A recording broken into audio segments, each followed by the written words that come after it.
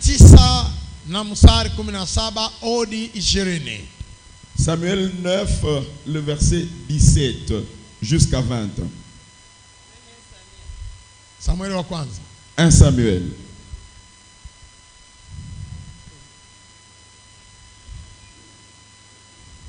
Premier Samuel, chapitre 9, verset 17 à 20, nous lisons au nom de Jésus-Christ. Amen. Lorsque Samuel eut aperçu Saoul, l'Éternel lui dit: voici l'homme dont je t'ai parlé, c'est lui qui régnera sur mon peuple. Saoul s'approcha de Samuel au milieu de la porte et dit: indique-moi, je t'ai prie, où est la maison du voyant? Samuel répondit à Saoul: c'est moi qui suis le voyant. Monte devant moi au haut lieu, et vous mangerez aujourd'hui avec moi. Je te laisserai partir demain, et je te dirai tout ce qui se passe dans ton cœur. Ne t'inquiète pas des ânesses que tu as perdues il y a 3 jours, car elles sont retrouvées. Et pour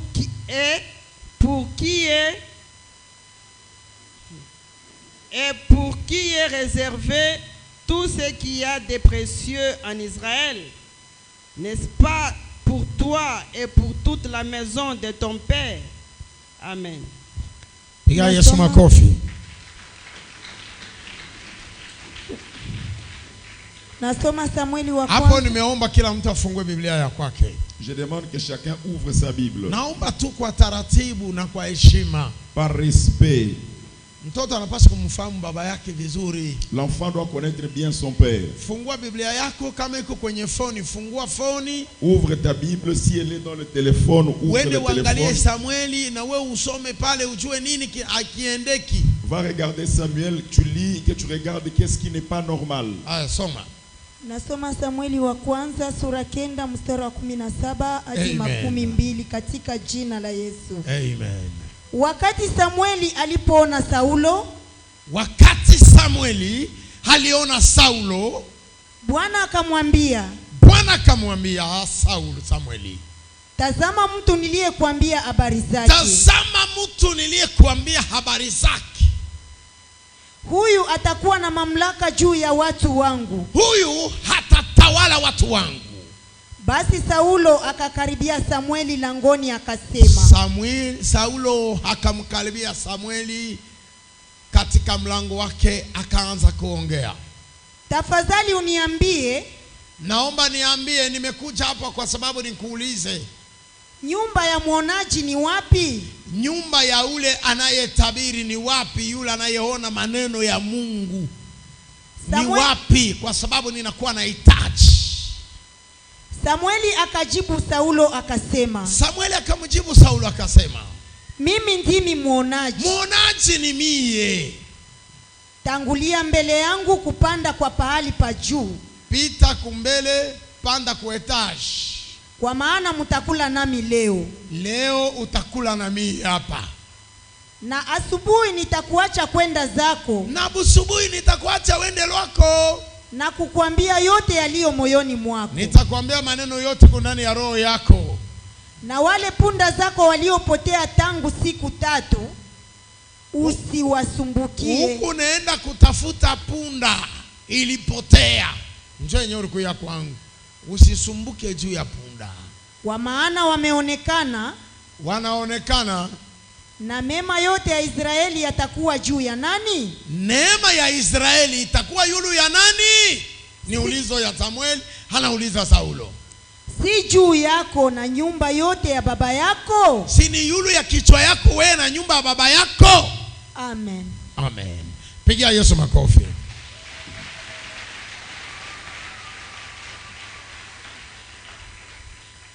Kwa nini nachukua kitabu hiki? Pourquoi j'ai pris ce livre? Kwanza ni siku nyingi sihubiri Agano la Kale.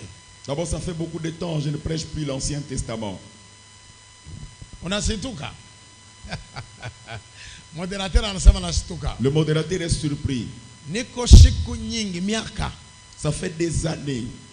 sihubiri Agano la Kale. Je ne prêche pas l'Ancien Testament. Mais leo ninachukua hiki kitabu. Aujourd'hui, j'ai pris ce livre. Pourquoi? Kuna kwa neno nataka niseme. Il y a quelque chose dont je vais tirer là-dedans. Huyu ni Saulo. Celui-ci, c'est Saül. Huyu ni Samueli. Celui-ci, c'est Samuel. Saulo Saül, halikuwa kijana il était jeune, kama wewe gisi ulivyo kijana. comme toi tel que tu es. Amen. Amen. Yaani siku moja maalum Un jour quelconque, baba yake ya Saulo le père de Saül, halikuwa na mpunda yake. il avait ses ânesses. Hafu punda siku moja ikapotea. Un jour, ses bétails perdus. Na ndio ilikuwa nawasaidia. Et c'est ce qui les aidait. Kwa sababu punda wakati ule ilikuwa ni magari. Parce que c'était des véhicules en ces temps-là. Ilikuwa ni gari nasaidia kuwakilisha mtu kwenda pale, kwenda huku, kubeba mizigo, kufanya kazi. Mtu mwenye kuwa na punda ni mtu mwenye kuwa na mali. C'était un moyen facile pour le déplacement. Celui qui avait des ânesses était un riche. Amen. Amen. Kishina yangu, Mon thème, kupewa kile haukutafuta. recevoir ce que tu n'as pas cherché. Amen. Amen. Amen. Kupokea kile haukuomba. Recevoir ce que tu n'as pas demandé. Ndio kishina yangu. C'est ça mon thème. Kupokea kile wewe haukuomba. Recevoir ce que toi tu n'as pas demandé. Kile hakina mwakili yako. Ce qui n'est pas dans ton intelligence. Hakina mumawazo yako. Ce qui n'est pas dans ta pensée. Ni kile utapokea. C'est ce que tu vas recevoir. Wewe unawaza vingine. Toi tu penses à autre chose. Mungu wa mbingu hanakuwasia vingine. Mais le Dieu du ciel pense à autre chose. Anaongea na mtu moja. Wewe unawaza vingine. Toi tu penses à autre chose. Mungu wa mbingu na yeye anakuwasia vingine. Mais le Dieu du ciel pense autre chose sur toi. Hatari ni kwamba mawazo yako Mungu anaijua. Tes pensées Dieu les Lakini connaît. wewe haujue mawazo ya Mungu ila anawaza juu yako. Mais toi tu ne connais pas les pensées de Dieu sur toi. Ni pale kunakuwa hatari ya watu wenye kuomba Mungu. Et c'est là où il y a un danger pour ceux qui prient. Kunakuwa hatari ya watu wenye kutafuta Mungu. Il y a un danger pour les gens qui cherchent Dieu. Kunakuwa hatari ya watu wenye kwenda kwa Mungu na mahitaji yao. Il y a un danger pour ceux qui vont vers Dieu avec leurs requêtes. Hatukatae. Nous ne refusons pas. Unaenda na hitaji yako. Tu vas avec ta requête. Eti Mungu ataijibu au hataijibu? Est-ce que Dieu va répondre ou pas? Kwa sababu Mungu ana maoni yake juu yako. Parce que Dieu a une vision sur toi. Na wewe una maoni yako juu yako mwenyewe. Et toi aussi tu as une vision pour toi-même. Tumoja sema amen. Amen. Yani yule mzazi anaitwa jina lake Kisi. Ces parents qu'on appelle Kis. Akamka asubuhi akamwambia Sauli, Il s'est réveillé le matin, il a dit à Saül, nakuomba kijana wangu, je te demande mon jeune garçon, wende umtafute punda aliyepotea. va chercher l'ânesse perdue. Sasa Sauli akamchukua mtumishi wake. Maintenant Saül a pris son serviteur. Unajua maisha ya zamani, Vous savez la vie de jadis. ilikuwa watu kila kijana anaopozaliwa anakuwa na mtu anayetumika pembeni yake. Quand un jeune est né, il doit avoir un autre jeune qui travaille à ses côtés. Amen. Amen. Amen. Amen. Katika nyumba ya Israeli, Dans la maison d'Israël, ilikuwa nguvu Muisraeli aishi bila kuwa na mtu wa kazi. c'était difficile qu'un Israël vive sans un travailleur. Hata kama yeye hajaoa, hata kama hajaolewa, anapaswa kuwa na mtu mmoja pembeni yake. Même s'il n'est pas encore marié ou être marié, il doit avoir quelqu'un à ses côtés. Kwa kunisikiliza vizuri, ni maana unaona Rachel alikuwa hajaenda kwenye ndoa, lakini alikuwa na mtu wa kazi. Pour bien me comprendre, Rachel n'était pas encore mariée, mais elle avait une servante. Leya naye alikuwa na mtu wa kazi. Léa de même avait une servante. Ni maana Yakobo wakati alimuoa alienda na watu wa kazi wote. C'est là où quand Jacob les a pris en mariage, il est allé avec les quatre. Hii ni tabia ya neno la Mungu kwa wale wanamjua Mungu. Ça c'est le comportement de la parole de Dieu pour ceux qui connaissent Dieu. Amen. Amen. Mtu mmoja aseme amen. Amen. Sasa wakati Sauli anaenda kutafuta yule ambapo aliyepotea punda wa baba yake, Lorsque Saül est allé chercher l'ânesse de son père, Sikiliza nikwambie. Écoutez-moi bien. Yule punda hamuna ufunuo wa kusema punda maana yake fulani. Hapana, punda ni punda. Dans cet animal, il n'y a pas de révélation pour dire que l'ânesse c'est autre chose. Il est ânesse et c'est ânesse. Yeye ni punda tu, alipotea na yakaanza kutafuta punda. C'est un animal qui est perdu et lui chercher l'animal perdu. Hakuna ufunuo pale tukwambia punda litafuta njoo anamaanisha hapana. Alikuwa ni punda ni punda. C'était l'animal et ça reste l'animal. Kama sema kuku alipotea alikuwa ni kuku. Oh, si c'est la poule, c'était la poule. Anataka kugeuka bata. Est-ce qu'il va changer pour devenir hirondelle? Kwa sababu wale watu hawakutembea na mafumbo sana. Parce que ces gens ne marchaient pas avec des paraboles. Walitembea na vitu muatanisho na sisi wa leo. Ils ont marché avec des choses différemment avec nous d'aujourd'hui. Munisikilize niwaambie. Écoutez-moi bien. Mnajua kwa nini Israeli wanamjua mbinguni? Vous savez pourquoi est-ce qu'Israël on le connaît au ciel? Mnajua kwa nini? Vous savez pourquoi? Malaika zote inajua Israeli. Mnajua kwa Tous nini? les anges connaissent Israël. Kwa sababu Mungu alikuwa anatuma malaika, malaika inakuja inasema nao hivi na waona. Parce que Dieu parlait avec les anges et les anges parlaient avec eux face à face. Sisi leo tunapokea malaika kwa maono. Nous recevons aujourd'hui les anges par la vision. Mais Israeli alikuwa anapokea malaika hivi anashuka na. Mais Israël voyait l'ange descendre Kama comme Mungu ça. anataka kusema akituma malaika na malaika anakuja hivi anamshukia anamwambia Bwana ananituma kwako. Dieu si l'ange Dieu m'envoie vers toi et l'ange le dit. Amen. Amen. Lakini ninyi wa leo mna bahati ya kuona malaika na macho. Mais vous aujourd'hui vous avez la chance de voir l'ange avec des Kwa yeux. sababu siku zote mnaona malaika yule Mungu alituma. Parce que chaque jour nous voyons l'ange que Dieu a envoyé. Na kama umjue haya ni habari yako, mimi siongee. Et si tu ne le connais pas, c'est ton problème. Moi je n'ai pas le temps. Sema amen. Amen. Sasa wakati Sauli anaenda kutafuta punda, Lorsque Saül est allé chercher l'ânesse, kula alienda kutafuta punda, là où il est allé chercher l'ânesse, walitafuta hawamupate punda. ils ont cherché, ils l'ont pas trouvé. Sauli akachoka, Saül était fatigué. akasema nirudi bila punda, Que je retourne sans animal, baba moyo wake utafurahi. mon père ne sera pas content. Hatasema labda mimi sikwenda. Il va dire que je ne suis pas parti. Kwa kwenda kutafuta punda, Pour aller chercher l'ânesse, walibeba posho yao. Walibeba posho yao. ils ont pris leur salaire. Posho yao, posho. Ration. Ration. Walibeba chakula yao ya safari. Ils ont pris leur nourriture, provision. Na wakabeba mfuko wao wa pesa. Et ils ont pris leur poche d'argent. Na wakasafiri. Ils ont voyagé. Kwa sababu wanajua punda ni mnyama anakimbia sana. Parce qu'ils savent que l'ânesse court vite. Na kama anapotea ina maana ameenda mbali. Et s'il se perd, donc il est allé très loin.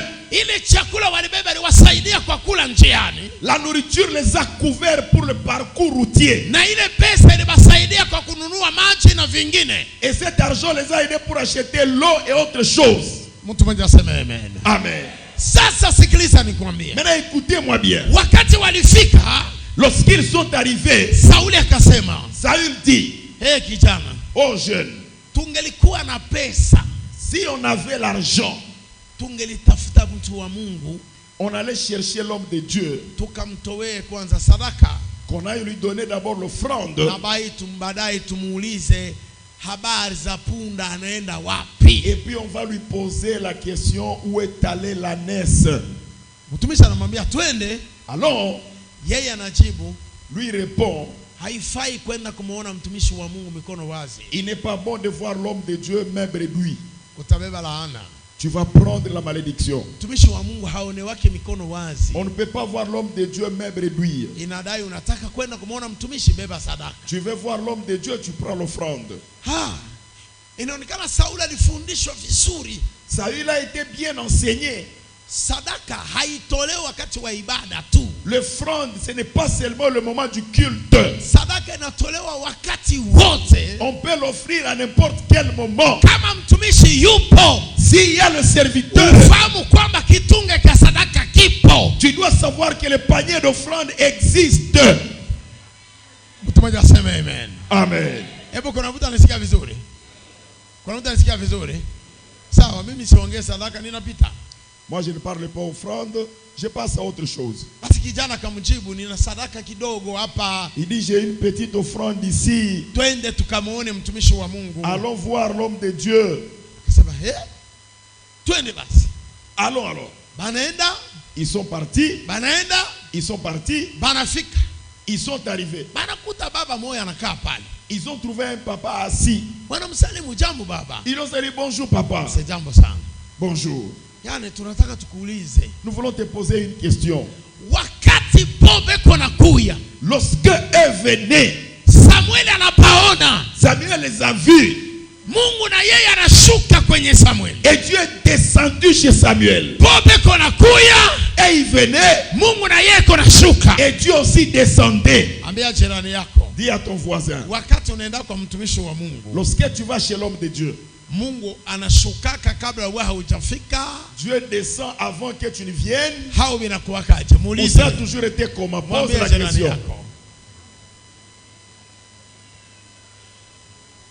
Wakati beko na kuya, Lorsqu'il venait, Mungu na yeye anashuka mbinguni. et Dieu est descendu au ciel. Anashuka kwa taratibu kwenye Samuel. Il est descendu calmement chez Samuel. Anaanza kumwambia Samuel, Il commence à parler à Samuel. Samuel, Samuel, Samuel, Samuel. yule mtu niliyekuambia Cet homme dont je t'ai parlé, mwenye atakuwa mfalme juu ya Israeli il sera roi pour Israël. ni huyu ambapo anakuja mbele C'est yako. celui-ci qui est venu vers toi. Jina lake anaitwa Sauli. Il s'appelle Saül. Ni huyu nilikuambia mimi Mungu. C'est lui que je t'ai parlé, moi Dieu. Umupokee na heshima na umheshimu, Que tu le reçoives avec respect, que tu kwa l'honores. sababu ni mfalme katika Israeli. Parce qu'il est roi dans Israël. Ni yeye ataongoza Israeli. C'est lui qui va diriger Israël.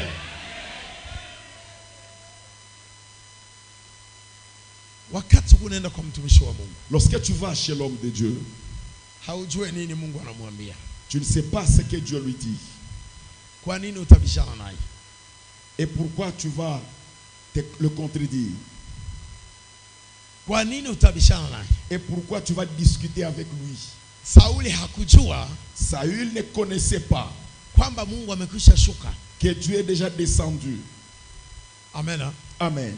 Ina maana Sauli hakwenda kutafuta ufalme. Saül n'est pas allé chercher le roi et la Sauli royauté. alienda kutafuta punda.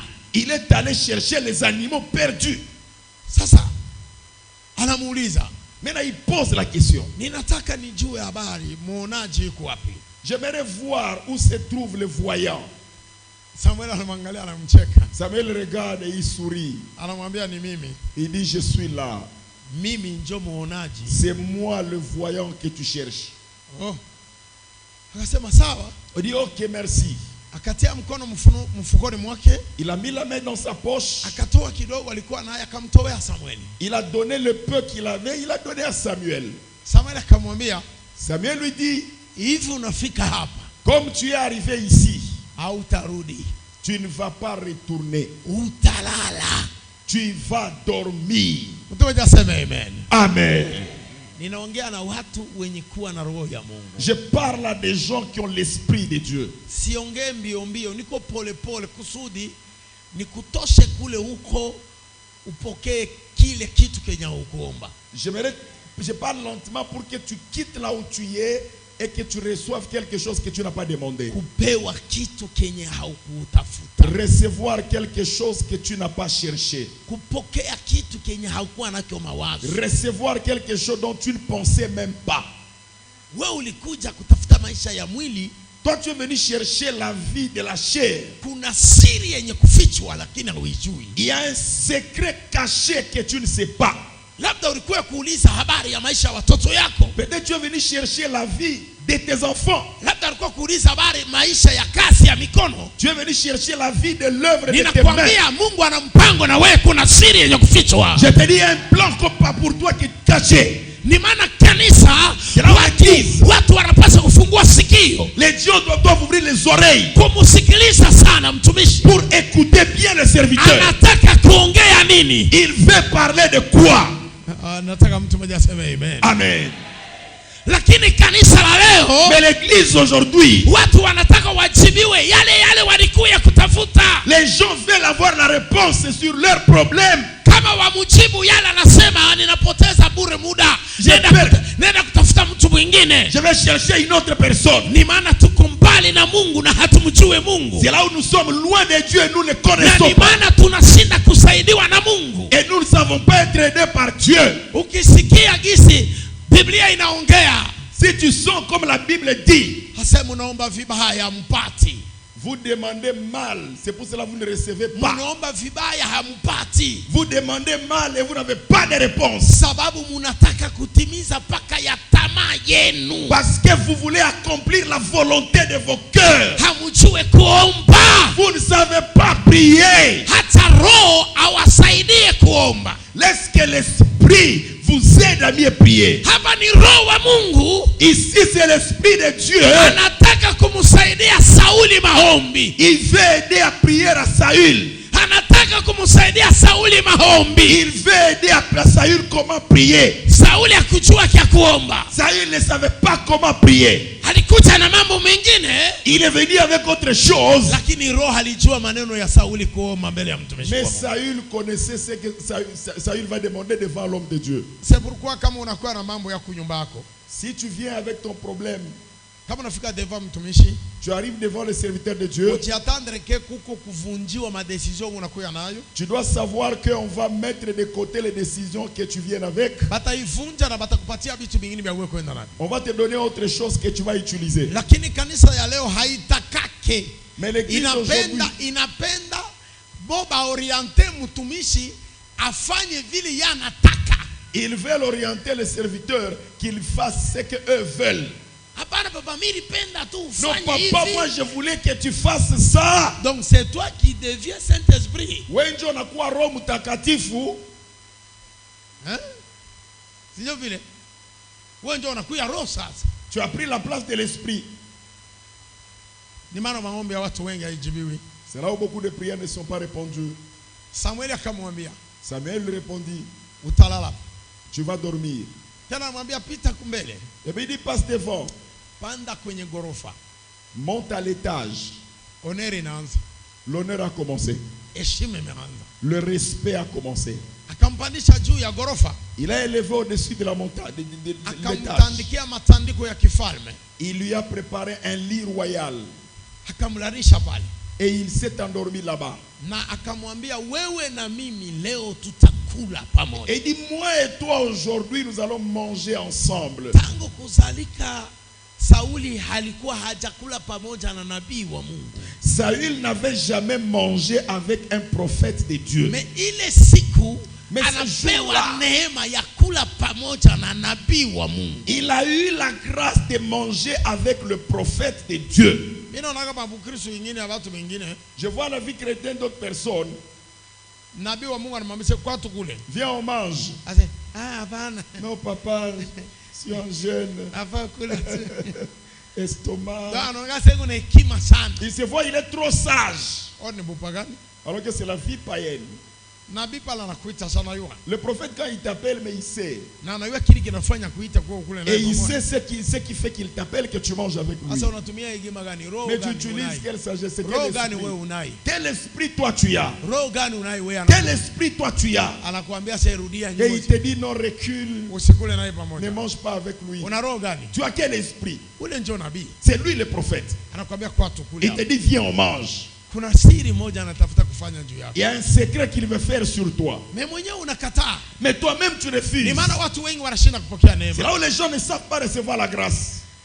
Sauli kwanza alikuwa pressé. Saül d'abord il était pressé. Bamwambie punda iko wapi? Qu'on lui dise où se trouve l'ânesse. Aondoke ende atafute punda Et qu'il aille chercher le bétail. na arudi nyumbani. Et qu'il retourne chez son père. Lakini kwa sauti ya nabii, Mais par la voix du prophète, haraka ya Sauli ikasmalizika.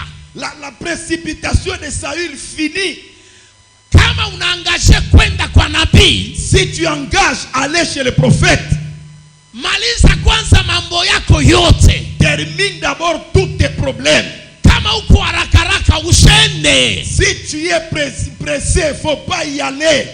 Sema amen. Amen. Sema amen. Amen. Usimtumikishe nabii vile wewe unataka. Il ne faut pas utiliser le prophète comme tu le veux. Niko haraka, niombe kwanza. Ok, je viens d'abord. Unaona mtu anaanza na kuvimba, anaanza na kukasirika. Et quelqu'un se fâche, il s'énerve même.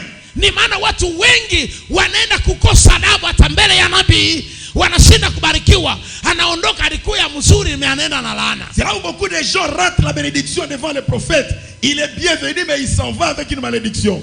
Kama unaenda kwenye mtu wa Mungu, si tu vas vers l'homme de Dieu, ujua sema hapa ninaenda, tu sais que là où je vais, yote wataniambia nitaifanya. Tout ce qu'on va me dire je le ferai. Wakaniambia haurudi, unajuma mzima hapo unabakia bali.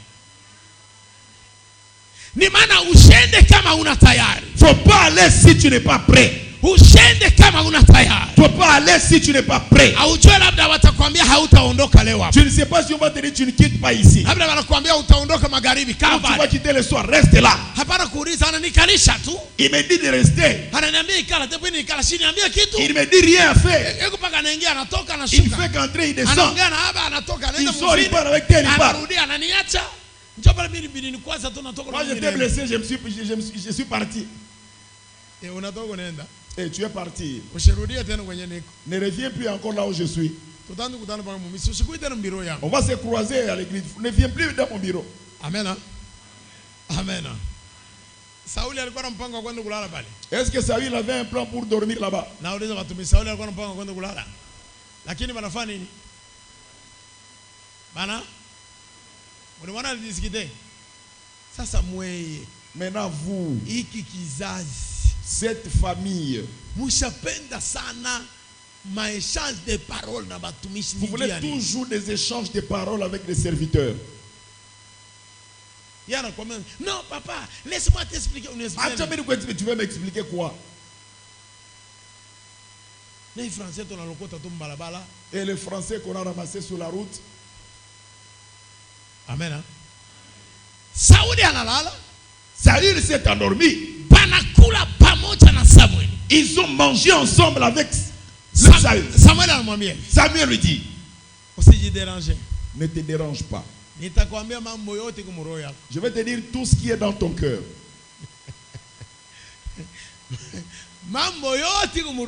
Tout ce qui est dans ton cœur, je te le dirai. Mais toi, tu vas dormir ici. Tu vas bien manger. Tu peux t'endormir.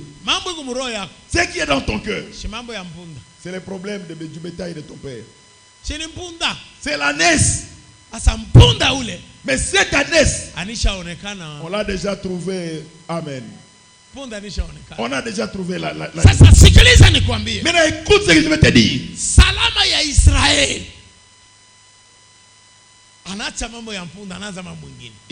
Il a laissé salama ya Israël. La paix d'Israël. Iko na nani ndani ya Israël? Il est entre les mains de qui dans Israël? Nani ataleta salama? Qui va amener la paix? Aina weye Sauli. Ce n'est pas toi Saül. Na nyumba ya baba yako. Et la maison de ton père. Ni mweye njo mtachunga Israël. C'est toi qui vas garder Israël. Ni mweye njo mtatalawala Israël. C'est toi qui vas dominer Israël. Ni weye njo utakuwa mfalme. C'est toi qui seras roi. Sema amen. Amen. Sauli, Saül, maneno ya ngombe, maneno ya mpunda aliendea. Le problème de l'ânesse dont il est parti chercher, haina tena na valeur. Il n'a plus de valeur. Maneno ya mpunda, le problème de l'ânesse, yenye alienda kuona nabii amwambie, que le prophète devait lui dire, haina tena nafasi. Il n'y a plus de place. Punda, l'ânesse, ni maisha ya chini sana. C'est une vie. Ufalme, mais le royaume, ni maisha ya juu sana. C'est une vie très élevée. Mtu akikuwa mfalme, si quelqu'un est roi, punda yote ni yake.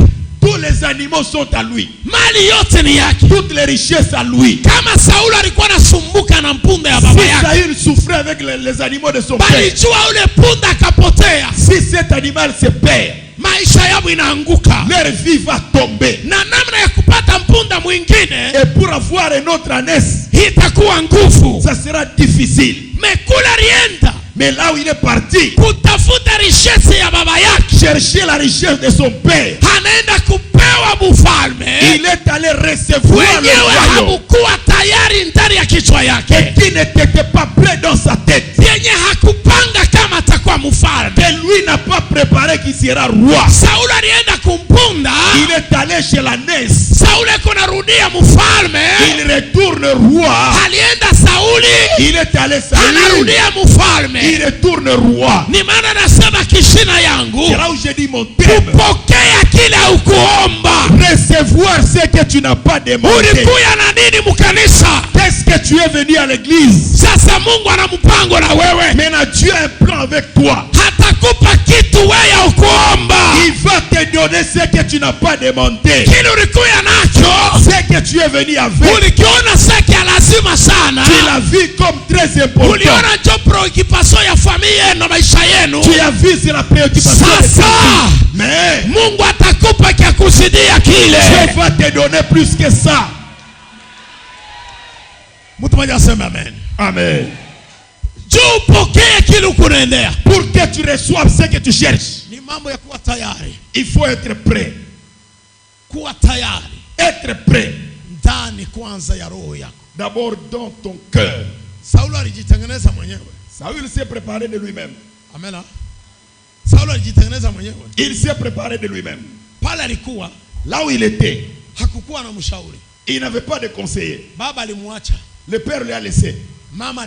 La mère est restée. Il s'est retrouvé sur la route. Il a commencé à réfléchir. Comment honorer Dieu. Et comment voir Dieu. Amen. Amen. Des choses qui sont arrivées chez Saül. Troisième, Saül, il était un jeune obéissant. Amen. Amen. Dans l'obéissance de Saül, s'il a refusé d'aller chercher la l'ânesse, et même le royaume allait tomber. Amen. Amen. Et le royaume allait le refuser. Il allait se croiser où avec? Amen. Amen. Il allait se croiser où avec ce royaume? Il fallait qu'il obéisse à son père. Et qu'il fasse ce que son père lui dit. Et c'est ce qui est allé créer le royaume. Beaucoup de gens manquent la bénédiction dans leur maison. Je vais leur dire, d'abord ils ne sont pas polis avec leurs parents. Leurs propres parents. Même pas à l'église. Même pas dans l'église. Je suis chez vous à la maison. Ton père tu ne l'honores pas. Ton père tu ne le crains pas. Ta mère tu ne la crains pas et tu ne l'obéis pas. Ce qu'elle te dit tu ne fais pas. Qu'est-ce qui va t'amener à la bénédiction?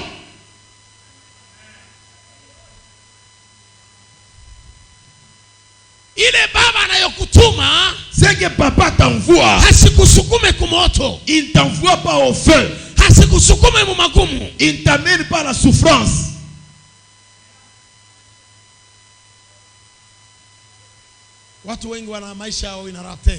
Beaucoup de gens, leur vie a raté. Ils cherchent la vie aujourd'hui, la bénédiction. Regarde derrière toi, comment est-ce que tu as vécu avec tes parents. Oh, sorcellerie, sorcellerie, sorcellerie.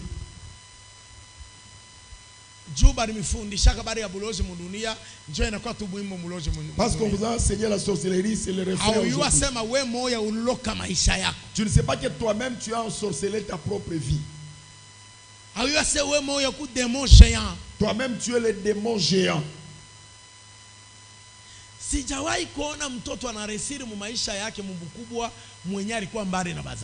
Je n'ai pas vu quelqu'un qui a réussi dans sa vie qui était loin des parents dans l'enfance. Vous pouvez citer quelqu'un? Hein? Même s'il était loin de son père biologique, il était avec son père adoptif ou tuteur. hata ana ndugu yako, même s'il n'est pas quelqu'un de ta famille, ulipita kumikono ya mtu fulani, tu es passé dans le main d'une quelconque personne, na kama unaresi, et si tu réussis, ni kwa sababu yule mtu ulipita kumikono yake, parce que cet homme qui t'a ulikuwa adopté, namusikia na kakufungulia roho, tu l'écoutais et il a ouvert son cœur.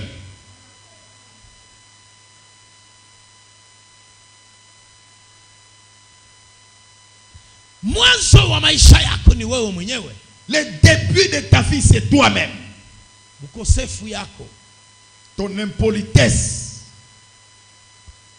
kutokuwa na heshima na watu wazima, le manque de respect à des personnes adultes, kutokuwa na adabu na watu wakubwa, le manque de politesse à des personnes âgées, kutakuwa na masikio ya kusikia watu wazima, le fait de ne pas écouter des adultes, utashinda katika maisha yako. Tu vas échouer dans ta vie. Hautaweza. Tu ne réussiras jamais. Ukiwasikia watu wazima, si tu écoutes les matures, utaweza katika maisha yako. Tu vas réussir dans ta vie. Hata uchawi huje, même la sorcellerie si elle venait, kuna misemo ya wakubwa, il y a des paroles des adultes, ilikuwa nafungaka buchawi bila maombi, qui bloquaient la sorcellerie sans prière.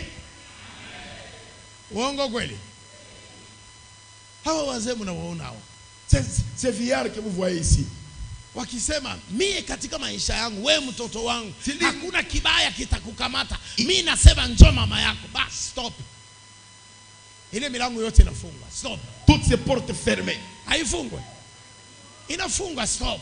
C'est fermé tout. Akasema mimi njoo mama yako, c'est moi qui suis ta mère. Maisha yako itaribika, ta vie sera détruite. Hata useme les malédictions sans cause et ni les sans effet, na kuambia sema il est temps de kufanyika ma 1000 effets, 1000 effets, 1000 effets. Ça va se faire 1000 effets, milliards d'effets, millions d'effets.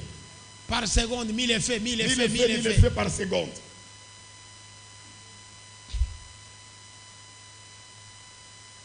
Amen.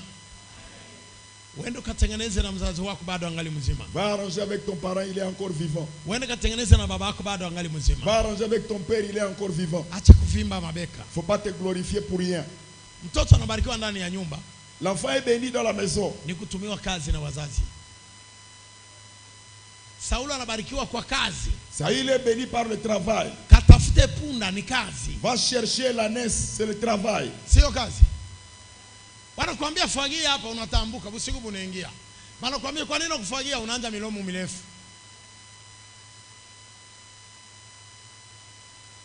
Njoo pale, njoo mie, nikaenda hivi, ulifagia. Mtoto hawezi kutafuta marezo. L'enfant ne peut pas chercher des raisons. Kazi gani yenye inazidia sauti ya mzazi wako? Quel est le travail qui dépasse la voix de ton parent? Hata masomo yako unasoma haizidi sauti ya mzazi wako. Même tes études n'ont pas d'effet sur ton parent. Kwanza kama unataka ile masomo yako ikakuwa na valeur, uiweke chini ya misemo ya wazazi wako. Si tu veux que tes études aient de valeur, mets-les sous la voix de tes parents. Ukasema hapana, kwa sababu mimi ninasoma sitawasaidia, unaweka laana katika yale masomo. Tu viens de maudire ses études. Ni maana hata mtoto akisoma, même l'enfant s'il étudie, mzazi wake akusoma, son papa n'a pas étudié, hana na droit ya kusema na hiki Faransa. Il n'a pas le droit de parler avec lui français. Uongo kweli? Hana na droit ya kusema na anglais. Il n'a pas le droit de parler avec lui anglais. Hana na droit ya kumwambia mambo difficile ya kumkompliquer kichwa. Il n'a pas le droit de parler des mots difficiles pour troubler la tête. Yeye ni kuya kuongea na mzazi kwa lugha yeye mzazi anataka. Il vient parler selon la langue que les parents désirent. Na akitaka kumkoroga, unasikia mzazi anaanza kushirika, unataka kunicheza? Hapana hapana baba, hapana baba, hapana baba, hapana mama. Lakini kwa mtu mwingine huku uhuru kumsemea malugha yote juu mchanganye kitu. Mais une autre personne, tu peux utiliser toutes les langues pour troubler sa tête. Mzazi ni mlima usiopandwa bwima hivi. Les parents, c'est une montagne qu'on ne peut pas monter. Haupandwe bwima hivi, unapandwa hivi, unazunguka hivi. On le monte en tournant. Ukipanda bwima utashinda. Kama ukipanda bwima unarefuka, huko unaenda unarefuka. Kama unaupanda unaenda na uzunguluka, utasahau unafika mkichwa.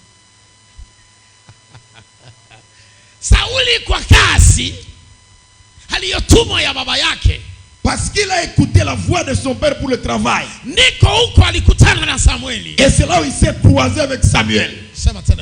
Amen. Je demande à tous les parents. Tous les parents.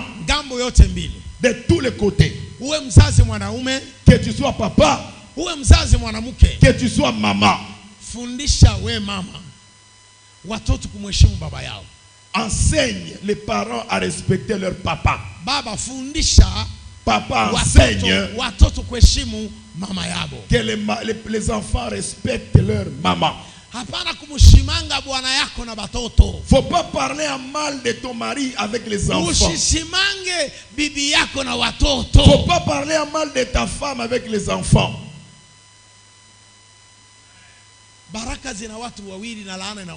La bénédiction 2 personnes, malédiction 2 personnes. Dans la vie des enfants, il n'y a personne qui a beaucoup dépensé plus que l'autre.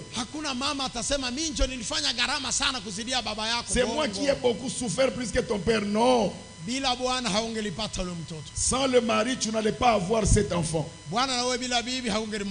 Et toi, mari, sans femme, tu n'allais pas avoir cet enfant. Maintenant, qui a dépensé plus que l'autre? Non, j'ai beaucoup travaillé plus que ta mère. Très faux. Vous, enfants, écoutez vos parents. Même s'il faut des ivrognes, respectez-les. Même si leurs têtes sont anormales, respectez-les. Écoutez, faites ce qu'ils vous disent. Ça va vous pousser vers la bénédiction. Kama mama yako ni mulozi wanasema muziki mikulu nje.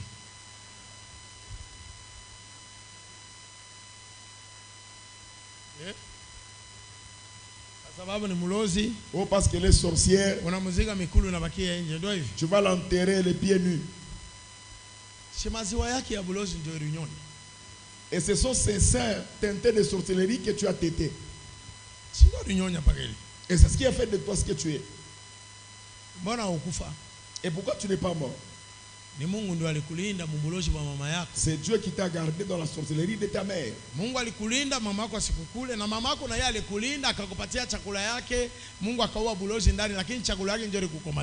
Dieu a gardé pour qu'elle ne te tue pas, et Dieu aussi a permis qu'elle te donne la nourriture pour que tu croisses. Je parle à quelqu'un qui dit Amen. Beaucoup de gens n'aiment pas mon message. Amen. Watawataki ujumbe wa leo. Sauli alipokea ambapo kitu hakuwa anajiandaa kama hatakipata katika maishani mwake, katika ujana wake na uzee. Hakupanga hata siku moja kama nitakuwa kama mfalme. Saül ne savait même pas dans sa vie qu'il deviendrait un jour roi. Parce qu'il a obéi à la parole des parents. Et quelqu'un qui me dit,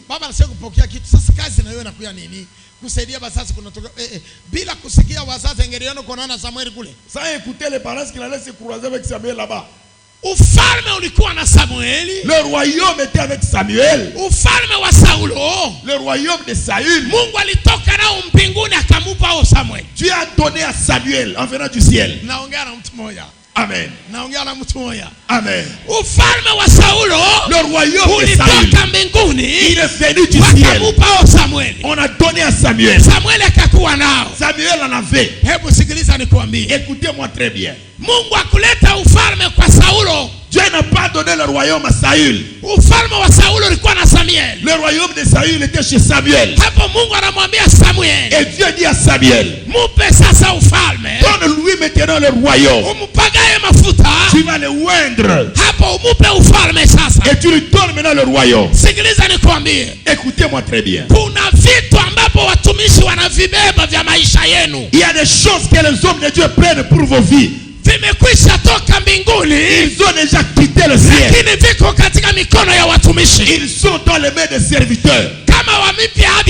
S'ils ne vous donnent pas, uombe namna gani. Tu ne peux pas les recevoir si tu pries n'importe comment. Nataka niulize. Je vais poser la question. Saul alikuja mfalme. Saul alikuwa mfalme mu. Est-ce que basa tumaka roi ina kutafuta mampunda? Mtume roi ina kutafuta mampunda. Allez chercher les rois qui cherchent des ânesses. Ndio vile.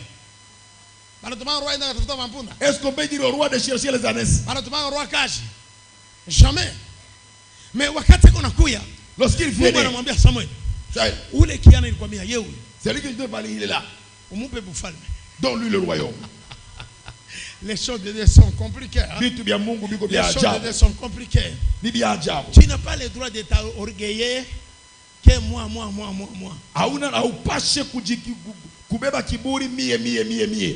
L'élévation, tout. Mais si on te dit Dieu va t'élever, on t'a montré que Dieu va t'élever. Il ne t'a pas encore élevé. On dit Dieu va t'élever. Je te dis, il ne t'a pas encore élevé.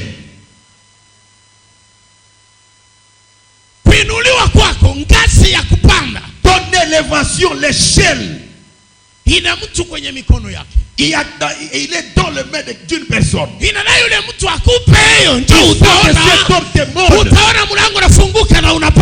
tu verras la porte s'ouvrir et tu montes. Cet homme, c'est qui? C'est l'homme qui a Dieu. Il marche avec Dieu. C'est l'ami de Dieu. C'est l'engagé de Dieu. C'est lui qui reçoit les choses pour distribuer tout le monde sur terre. Je peux l'appeler autrement. C'est le protocole de Dieu. C'est lui qui donne les tâches que Dieu veut faire avec des gens. Saül, il reçoit le royaume qu'il n'est pas allé chercher. Il n'avait même pas besoin. Et il n'y avait pas de prophétie dans sa vie. Un jour Saül deviendra roi. Jamais. Kamwe. Tata. Ma soeur, tu ne sais pas ce qui est caché à tes côtés. Maman, tu ne sais pas ce qui est caché à tes côtés. Tu ne sais pas ce qui est caché à tes côtés. Quelle est ta position?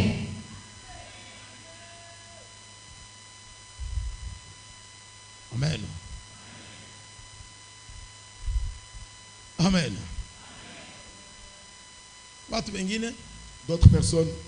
Tu vas commencer, il commande des problèmes avec le berger. Il commande des problèmes. Amen. Amen.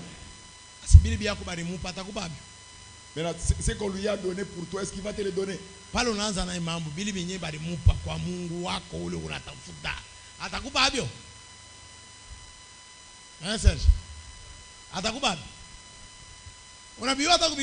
Est-ce que tu connais même? Est-ce que Saul Est-ce que Saül savait que Dieu me voit?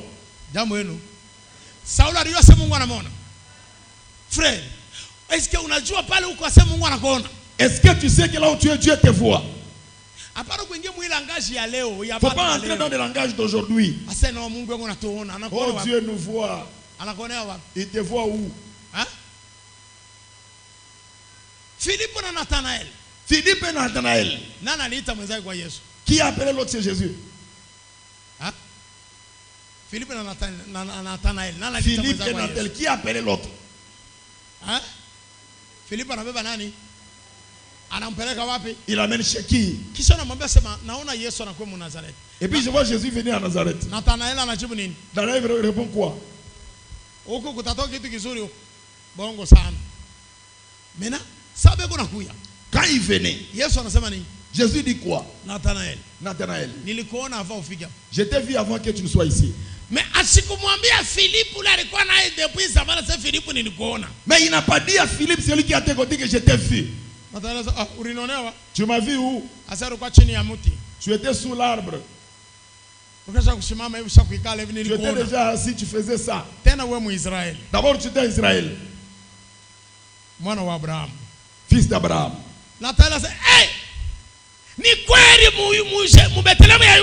C'est vrai,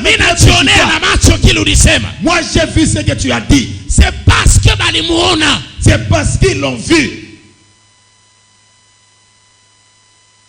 Unaweza kuleta mtu mumisa.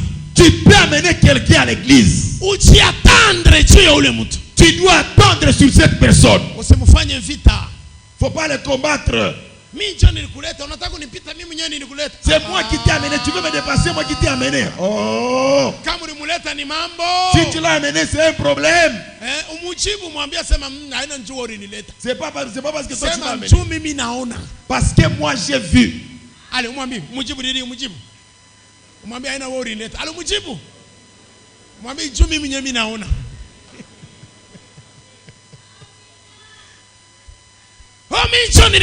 C'est moi qui t'ai amené. Non, mon frère. Na banaume ba Samaria balikatala kile mambo kwa mwanamke Msamaria. Asa haina wewe ulituleta. C'est pas toi qui nous a amené ici. Nous-mêmes nous l'avons vu.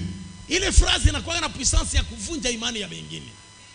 Parce que unamuleta, tu l'as amené. Mungu na yeye alikuwa na besoin. Et Dieu avait besoin de lui. Njoo anamuona, il a vu. Aache kumubeba chuo ulimuleta. Kumuleta inakuwa ni mambo. L'amener c'est un problème. Na Saulo balimupeleka kwa Samuel. Et Saül l'a amené chez Samuel. Mwenye alimupeleka ni travailleur wake. C'est lui qui l'a amené, c'est son travailleur. Anamwambia niko na sadaka twende. J'ai l'offrande, pardon. Mais sa Mungu anamuona. Mais quand tu l'as vu, Saul akujua sema ananiona. Saül ne savait pas qu'on m'a vu. Mama kama unatafuta Yesu mtafute bien. Si tu cherches Jésus, cherche frère bien. Kama unatafuta Yesu mtafute bien. Cherche-le bien. Wewe unaweza kuona sema, toi tu crois que Mungu anioni. Dieu ne me voit pas. Kumbe Mungu ashakuona. Dieu t'a déjà vu. Malgré bila unatafuta uyapata solution. Même si tu n'as pas encore trouvé de solution. Sabe kuna mpasia Saulo bufalme. Quand chez le royaume Saül, halikuwa yapata solution ya punda. Il n'avait pas encore la solution de l'ânesse. Est-ce qu'il alikuwa shaona punda? Bufalme bulikuwa avant. Le royaume est venu avant. Maman, unaweza kuya hata munjia ya magonjwa mwepati. Tu peux venir par le canal de la maladie. Mais kuku mambo itafika. Mais il y a des choses qui vont arriver. Hapana kusema nini kuia magonjwa. Faut pas dire je suis venu pour la maladie. Unaweza kuya tuja kusema leo niende beni kaombe mwile misa. Je vais prier dans cette église. Haujui kile kilikukokota. Tu ne sais pas ce qui t'a attiré. Kumbe Mungu alikuwa anakutafuta. Dieu te cherchait. Vile unafika hutarudia tena, Mungu anakubamba. Tu vas plus te, Dieu va te toucher. Watu wamingi machichu wake. Beaucoup de gens ne se connaissent pas. Hata kama tunatembea mu projet ya Mungu. Nous marchons dans le projet de Dieu. Mungu kuna projet na watu, malingine tunatembea. Tu as des projets avec les jours atakupata.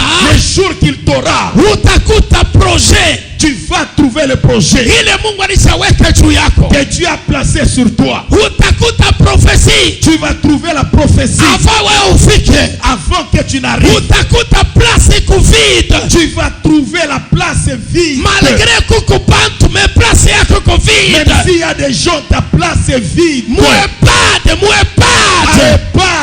Malgré batumishi banayala. Même s'il y a beaucoup de serviteurs. Nakwambia peko posta boye ko vide. Il y a un poste qui est vide. Haita empêcher we kuingia.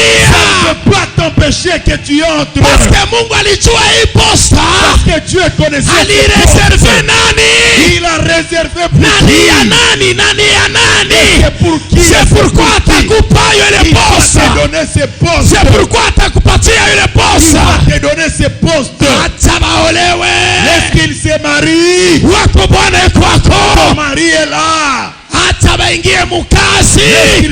Yako biro kwako. Ton biro est là. Acha bafume. Est-ce qu'il se glorifie? Wako wakati kwako. Pokea neema. Alléluia. Oh là là. Oh là là. Hapana kufanya concurrence. Faut pas faire de concurrence. Amen. Serge. On a vu le Mungu pale. Tu vois tel que tu es là. Usifanye concurrence ni na Muyumba ni na Timothée. Faut pas faire de concurrence ni avec Muyumba ni Timothée. Laisse Laisse-les faire leurs histoires. Dieu sait là où il va te placer. Il sait. Laisse tomber. Baba. Ça c'est leur histoire. Les choses que Dieu a fabriquées. Il y a des gens qui savent qu'ils seront gouverneurs du Haut-Katanga. Un jour, ils seront gouverneurs du Haut-Katanga. Tu seras même gouverneur. Les autres ne savent pas. Leur vie passée à Lubumbashi. Avant que tu ne meurs, Dieu va te donner l'argent. Tu vas acheter une maison à Lubumbashi. Il y a des gens qui ne savent pas.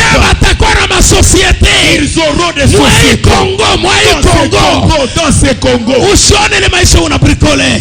Nakwambia sema va ukufe. Utafanya entreprise. Tu vas faire une entreprise. Mais haujijue. Et tu ne sais pas. Haujijue. Tu ne sais pas. Pourquoi? Tu as ni parce que macho yako. Parce que tes yeux. Unaangalia mareketi yako. Tu regardes tes requêtes. Amen. Macho yako. Tes yeux. Unaangalia tu tunye tumakuta tulu unato. Tu regardes l'argent que tu as. Kubamba hatubambe. Kuendeke hatuendeke. Njoo kupaka naangalia sema ifo nifanye maefort. Haifasi. Nimwone pasera niombeye. Mungu apandishe. Mungu akona kuona ngambo ingine. Tu vois à côté. Naongea na mtu moja. Mungu akona kuona ngambo ingine. Tu vois de l'autre côté. Wewe uko kugoshe, Mungu ako ku droite. Tu es à droite. Wewe uko kumkongo, Mungu akona kuona kumbele. Wewe ndio unasijisustime. C'est toi qui te sous-estimes. Mungu akona kuona dirigeant wa bantu ba mingi. Tu vois les dirigeants de grandes personnes. Alléluia. Amen. Alléluia. Amen. Je n'en ai vu quoi pour ma fille. Voilà tel que vous êtes là des filles. Il y a les autres qui appelleront les autres madame. Tel que vous êtes là. Tu vas l'appeler madame. Mais aujourd'hui il n'a même pas de chaussures. Elle manque même de jupes. Tu vas l'appeler madame. Son mariage, ça va te pâter. Ton mari va travailler chez lui. Pourquoi j'entends avec lui? Et le jour il va te rappeler. Tu vas me laisser comment? Amène ton mari qui va travailler chez moi. Il sera travailleur de l'autre. Dieu va te donner ce que tu n'as pas demandé. Alléluia. Il va te demander ce que tu n'as pas demandé. Il va te placer là où tu n'as pas demandé. Il va t'amener là où tu n'as pas demandé. Il va te bénir ce que tu ne cherchais pas. Dieu connaît ce Mungu anajua kile anataka kufanya na wewe. Il connaît ce qu'il veut faire avec toi. Mungu anajua kile anataka kufanya na wewe. Il sait ce qu'il veut faire. Hapana kujinyonga shingo. Faut pas te rouler la tête. Oh là là. Usijiue bure. Faut pas te pendre pour rien. Mpango wa Mungu. Il y a un plan de Dieu. Ule mpango ujue. Tu ne connais pas ce plan. Mpango uko na Mungu na nabii. Le plan est Dieu et son prophète. Mungu na nabii wake. Dieu et son prophète. Kuna secret. Ils ont le secret. Acha niseme. Acha nishushe sauti. Ule kupemena kwa shishikia. Fanya mkono hivi. Mungu na nabii wake bego na secret. Dieu et son prophète, ils ont le secret. Mungu na mtumishi wake bego na secret. Dieu et son serviteur, ils ont le secret. Wewe uyue vile kupali. Toi tu ne sais pas tel que tu es là. Est-ce que unamwambia pokea Jesus? Oh là là. Oh là là. Ujumbe unanisumbua muda wa juma tatu. Ce message m'a fait souffrir pendant 3 semaines. Pourquoi? Dieu a nini? Pourquoi il n'y a que le même message? Tu me donnes. Quelqu'un qui reçoit quelque chose qu'il n'a pas demandé. Tu veux m'enseigner quoi? Na ifasa kuipoteza anaileta tena. Je vais oublier.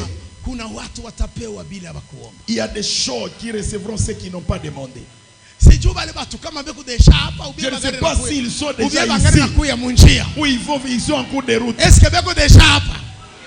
Kama beko deja hapa, hii message ingie ndani yabo. Amen.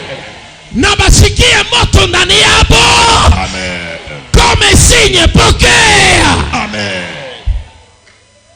Oh là là. Oh là là. Kupokea kenye haukulomba. Recevoir ce que tu n'as pas demandé. Kupewa kenye haukutafuta. Recevoir ce que tu n'as pas cherché. Kuinuliwa kwenye haukuwa unayojua. Être élevé là où tu ne savais même pas. Mawazo yako, tes pensées à toi, ni maisha yenu inarabika. Mais mawazo ya Mungu, mais la pensée de Dieu, ni kukueleve wewe. C'est élever toi. Malgré maisha ya famille inarabika, même si la vie de la famille est détruite, nakwambia peko mtu mmoja yuko na solution ya kutengeneza. Je te dis, il y a quelqu'un qui a la solution pour te refabriquer. Ni Saulo. C'est Saül. Na Saulo ni wewe ile famille. Kama wewe unakuwa roi, si tu deviens roi, bampunda mu famille batatafuta tena. Est-ce qu'on va chercher encore des ânesses dans la famille? Ah? Baba ko tatafuta tena bampunda? Est-ce qu'il va encore chercher des ânesses? Muko wapi? Où êtes-vous? Muko wapi? Où êtes-vous? Kanisa, église, munakuya kufanya nini? Qu'est-ce que vous êtes venu faire?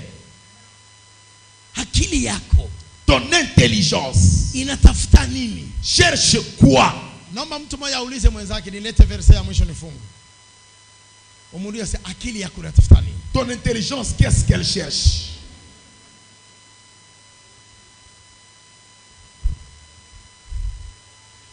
Mungu kama anaona détermination, si Dieu voit la détermination, ya kitu kiloko, des petites choses, atakupatia bintu binene.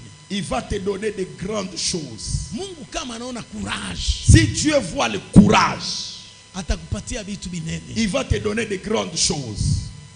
Saulo, Saül, hakukuwa na temps ya kujambrouiller. Il n'avait pas le temps de s'embrouiller.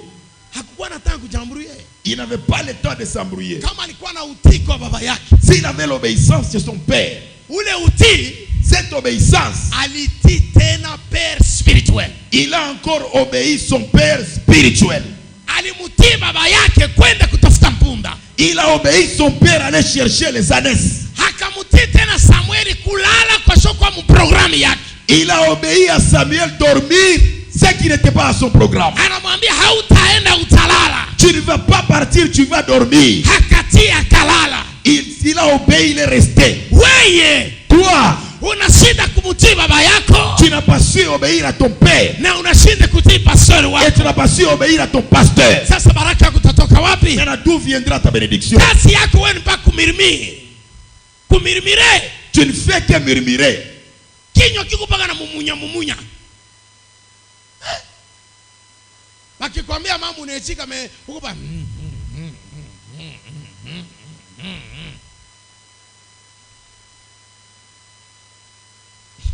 Unafanya hata ufanye ile kazi, unafanya hayo na kanyinga kuro. Ni mlugha gani? Njoo mimi nasikia ile terme na nifikia lwangu. Imekika sai? Kanyinga njoo kusema nini? Mwafu wako. Mimi bananiletea yule mo. Mais moi on m'a amené comme ça. Malgré que unafanya, même si tu le fais, unafanya na kanyinga. Tu le fais avec tristesse. Kuro yako, dans ton cœur. Unapoteza wakati wako. Tu perds ton temps pour rien. Mwambia Mungu, dans les choses de Dieu, kama unataka kufanya kitu, si tu veux faire quelque chose, ukifurahi, réjouis-toi, ukipende, aime la chose. Usiwaze tena. Faut même pas penser encore. Kunaisha. C'est fini. Na utaona Mungu atasema kwa maisha yako. Et tu vas voir Dieu parler dans ta vie. Ce qui me préoccupe, kile kinani déranger, Saulo hakuyua mpango wa Mungu na mtumishi. Saül ne connaissait pas le plan de Dieu avec le serviteur. Maman, papa, Est-ce que unayua mpango wa Mungu? Est-ce que tu connais le plan de Dieu? Siri Mungu kunayo na mtumishi na yeye. Baba wili Mungu na mtumishi njoo yako unayua. Est-ce que tu connais? Pourquoi ku presser kwenda mbali na mtumishi? Pourquoi tu es pressé d'aller loin du serviteur? Pourquoi ku presser kumkimbia? Pourquoi tu es pressé de le fuir?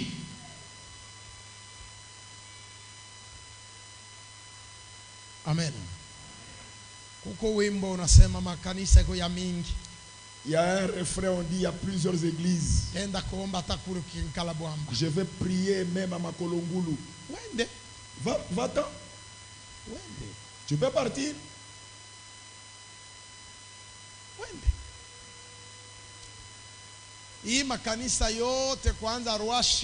Toutes ces églises, en commençant par la Rouachi, du côté Ramblé là-bas,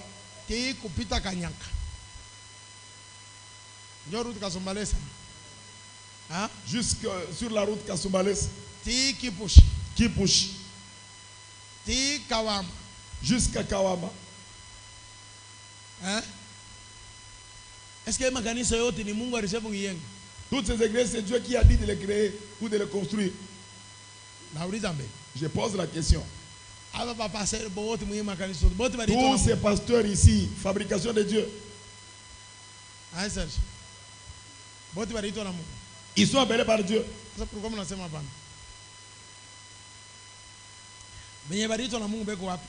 Ceux qui sont appelés par Dieu existent.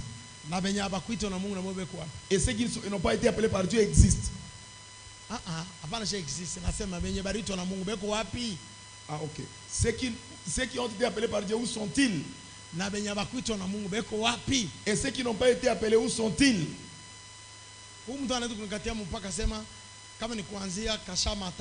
En commençant par Kashamata jusqu'au niveau de l'avenue circulaire, ceux-là appelés par Dieu circulaire, jusqu'à Louoshi, ceux n'ont pas été appelés par Dieu. Qui peut limiter?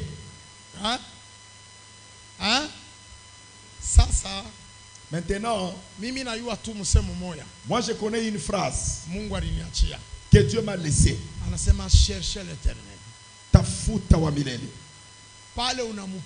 Là où tu le trouves. Il connaissait l'inondation des serviteurs. Il connaissait l'inondation des églises. S'il n'a pas vu cette inondation, il n'allait pas nous laisser cette phrase. Cherchez Dieu là où il peut se trouver. Et il dit reste là-bas. Il ne faut pas quitter. Et tu l'appelles là-bas. C'est là que je commence à comprendre. Réseaux sociaux. Ces gens de réseaux sociaux. Parce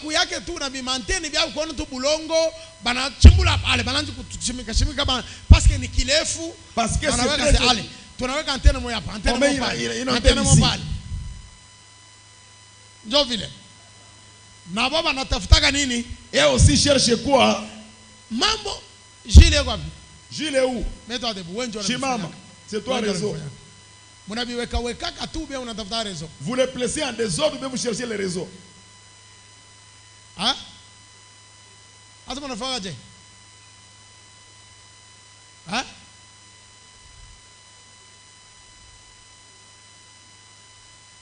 Ibambe réseau. Signal.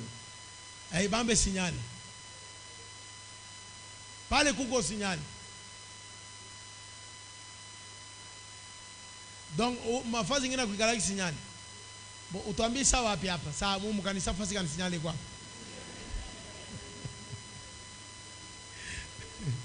Ikala lwako. Tu peux t'asseoir. Sasa mnanichegea nini? Amen. Sasa kitu kiko grave. Ce qui est étonnant. Tena ananisaidia tena mawazo. Et puis d'abord il m'a aidé en termes de pensée. Mwile Roho Mtakatifu ananipa kitu kile nilikuwa natafuta. Il m'a donné ce que je cherchais.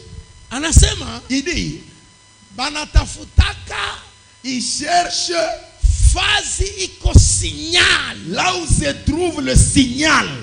Ya nini? ya antenne ya satellite kumbi aina abatafutake parcelle. Il ne cherche pas de parcelles. Oh, begu natafuta satellite signal yake iliangukia wapi? Où est-ce qu'on peut trouver le signal du satellite? Kumbi ma parcelle yote, c'est-à-dire dans toutes les parcelles, hamuna ma signal ya satellite. Il n'y a pas de signal de satellite. Ata ubaita sema mukuye muweke antena hapo kwangu shili mtaenda kuweka. Jani na mtaka bana mpe espace ya bule. On vous donne une parcelle gratuite. Sini ya bule bana mipa si muweke. On vous donne gratuitement, il n'y a même pas de TVA. Habitafanyika. Kumbi makanisa, les églises, au batumishi, ou les serviteurs, ni pale peko signal ya Mungu inatoka mbingu inaanguka pa. C'est là où il y a le signal de Dieu, il vient du ciel, il tombe là-bas. Kama pana signal pa butumishi yako, s'il n'y a pas de signal sur ton ministère, biko nguvu ba placer antenne ya Mungu pale chi communiquer na Mungu. C'est difficile qu'il y ait l'antenne pour communiquer avec Dieu. Frère, il faut quoi signal ya mbinguni kuangukie. Il faut que le signal du ciel tombe. Antenne na yo bataisimamisha pale. Et l'antenne on va la placer là-bas. Sasa batu yote batapata réseau. Les gens auront des réseaux. Parce que eko mutu eko na nini na signal. Kumbi Saül alienda kuangukia pa mtu alikuwa na signal. Il est tombé sur quelqu'un qui avait des signaux. Il s'appelle Samuel. Anaitwa Samuel. Il s'appelle Samuel. Anaitwa Samuel. Na signal alikuwa nayo. Et le signal qu'il avait. Tena Mungu yuko anamwambia. Et Dieu lui dit. Kijana ule nilikwambia yole yuko nakuja. Le jeune dont je t'ai parlé, il est là. Yole yuko nakuja. Il est là. Oh là là. Umupe burua. Umupe burua. Unatafuta nini mbele ya Mungu? Qu'est-ce que tu cherches devant lui? Mungu ananiambia leo. Dieu me dit aujourd'hui. Hii message nafundisha leo nakuwa na 3 semaines. Le message que tu enseignes aujourd'hui, ça fait 3 semaines. Depuis Mungu alinipa hii. Depuis que Dieu m'a donné. Aliniambia nyembo nataka kupatia batu binyamba kulomba. Il dit je vais donner ce qu'ils n'ont pas demandé. Nataka kupatia batu biyenye habakujua katika maisha yao. Je vais donner aux gens ce qu'ils ne connaissaient pas dans leur vie. Ni panani bale banataka kupewa na Mungu. Qu'est-ce qu'ils veulent recevoir chez Dieu? Qui sont ces gens? Bwifu busilamuke. Qu'il n'y ait pas de convoitise et de jalousie. Kusilamuke bwifu. Qu'il n'y ait pas de jalousie. Ni Mungu anataka kupatia bala na yua. C'est Dieu qui veut donner ce qu'il désire. Oh là là. Kumi na wewe jiangalie niko ndani au sina ndani. Et toi regarde, je suis à l'intérieur ou pas. Na mimi batanipa au bien batanipa. Et moi on va me donner ou pas. Kila mtu yuko mureketi yake. Chacun est dans ses requêtes. Kila mtu yuko mubile yuko natafuta. Chacun il est dans ce qu'il cherche. Mungu naye anataka kufanya byake bya Mungu. Et Dieu va faire des choses dans sa divinité. Amen. Amen. Amen. Amen. Oh là là. Maandiko ya mwisho. Dernière écriture. Matendo ya mitume. Actes des apôtres. Narudia mu Nouveau Testament. Je vais maintenant dans le Nouveau Testament. Narudia. Je retourne. Sababu papa alienda kule. Oh papa il est allé là-bas. Hapa mimi narudi. Là je retourne. Matendo ya mitume. Actes des apôtres. Sura 3. Chapitre 3. Kupewa kila ukuomba. Recevoir ce que tu n'as pas demandé. Sura 3. Chapitre 3. Anza mstari wa pili. Commence au 2e chapitre, au 2e verset. Nous lisons au nom du Seigneur. Soma tu, anza wa pili na wa tatu. Il y avait un homme boiteux de naissance. Il y avait un homme boiteux de naissance. Comporté et complacé tous les jours à la porte du temple appelé la Belle. Comporté et complacé chaque jour à la temple. Pour qu'il demandât l'aumône à ceux qui entraient dans les temples. Cet homme, et c'était sa mission. C'est sa préoccupation. Il venait à l'église. Il ne venait pas adorer. Est-ce qu'il venait adorer? Il venait pourquoi?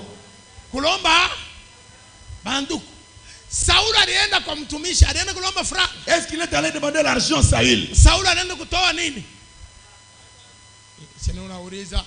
Saul anaenda kutoa nini? Me huyu bwana anakuwa kulomba nini? Umwambie upembeni yako. Dis à celui qui est à tes côtés. Mwache me kuandika mtu anaandika, mwache kuandika mniangalie. Mwache tu kuandika. Geuka mwangalie mwenzako. Umwambie wewe hauyako abudu anakuwa kulomba magopa. Toi tu ne viens pas adorer, tu viens demander l'argent. Umwambie direct, umwambie. Mwambie. Dis-lui.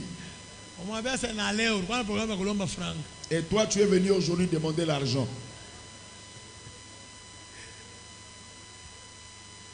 Ni mbaya. Mimi ndio naandika hiki kitabu. Sasa kuko bantu beko nakuya juu ya kulomba sadaka. Il y a des gens qui viennent pour demander l'offrande. Kama tunaisha kutoa. Si nous finissons de donner, pa kutoka var pasteur. En sortant au monde parce pasteur. que nous balitoa sadaka. Papa, hatukulia.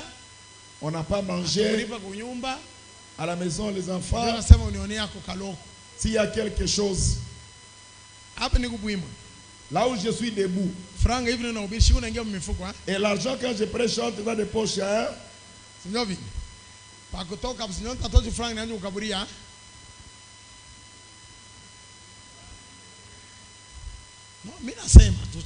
Moi je le parle.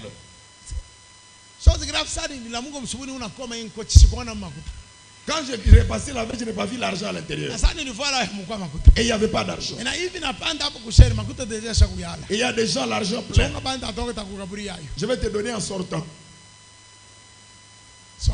Lisez. Cet homme voyant Pierre et Jean qui allaient y entrer, cet homme voyant Pierre et Jean leur demanda l'aumône. Il leur demande l'argent. C'est amen. Amen. Alléluia.